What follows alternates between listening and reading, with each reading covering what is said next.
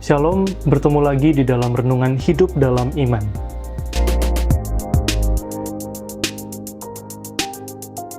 Saudara, tidak terasa dalam hitungan hari lagi kita akan memperingati dan merayakan ulang tahun gereja kita yang ke-34.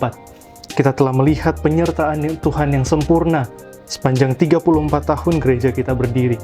Dan dalam kita menyambut ulang tahun gereja ini, mari kita bersama-sama merenungkan bagaimana Tuhan yang memberi pertumbuhan bagi gerejanya. Saudara, dalam 1 Korintus 3 ayat 5-9, di sana Paulus berkata, "Jadi apakah Paulus, pelayan-pelayan Tuhan yang olehnya kamu menjadi percaya, masing-masing menurut jalan yang diberikan Tuhan kepadanya. Aku menanam, Apolos menyiram, tetapi Allah yang memberi pertumbuhan.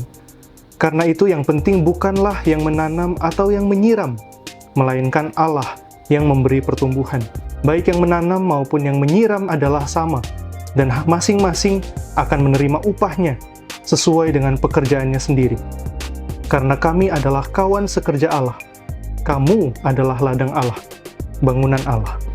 Secara dalam bagian firman yang kita baca tadi, Paulus sedang meluruskan sebuah kesalahpahaman yang terjadi di gereja Korintus dan meleraikan perselisihan yang terjadi di antara jemaat.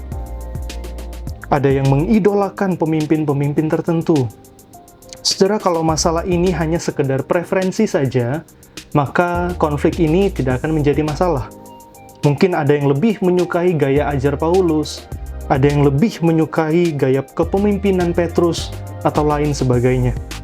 Tetapi saudara, yang terjadi di tengah-tengah jemaat Korintus adalah mereka mengidolakan pemimpin-pemimpin ini, dan bahkan saling menjatuhkan, sampai terjadi perpecahan di gereja Korintus. Maka dari itu, saudara, untuk menjawab permasalahan perpecahan yang terjadi di Korintus, Paulus dengan tegas menyatakan siapakah pribadi yang memberi pertumbuhan di dalam gereja.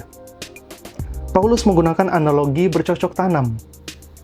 Dan di dalam analogi tersebut, ia menjelaskan perannya sebagai yang menanam, Apolos yang menyiram, tetapi pada akhirnya, Tuhanlah yang memberi pertumbuhan, dan bukan pemimpin-pemimpin manusia, tetapi Tuhan. Paulus sadar betul bahwa Allah lah satu-satunya pribadi yang mempertumbuhkan gereja. Paulus serta pemimpin-pemimpin rohani lainnya hanyalah alat di tangan Allah. Mereka adalah rekan sekerja Allah. Mereka bekerja bersama-sama, tetapi Tuhanlah yang mempertumbuhkan gereja. Sebuah gereja dapat bertumbuh karena Allah lah yang memberikan pertumbuhan. Allah bekerja melalui pemimpin-pemimpin rohani, para hamba-hamba Tuhan, pemimpin-pemimpin spiritual yang bersehati di dalam gereja. Allah bekerja melalui mereka. Pertumbuhan yang kita alami semuanya datang dari Tuhan. Pertumbuhan yang kita rasakan itu adalah anugerah dari Tuhan. Bapak Ibu Saudara, gereja adalah mempelai Kristus, kepunyaan Tuhan, dan Kristuslah kepala dari gereja. Kalau kita melihat 34 tahun penyertaan Allah di dalam gereja kita harus menyadari itu sebagai pertolongan dari Tuhan. Sehingga setiap pertumbuhan yang kita alami, setiap pertumbuhan yang kita rasakan, itu datangnya dari Tuhan dan bukan dari manusia.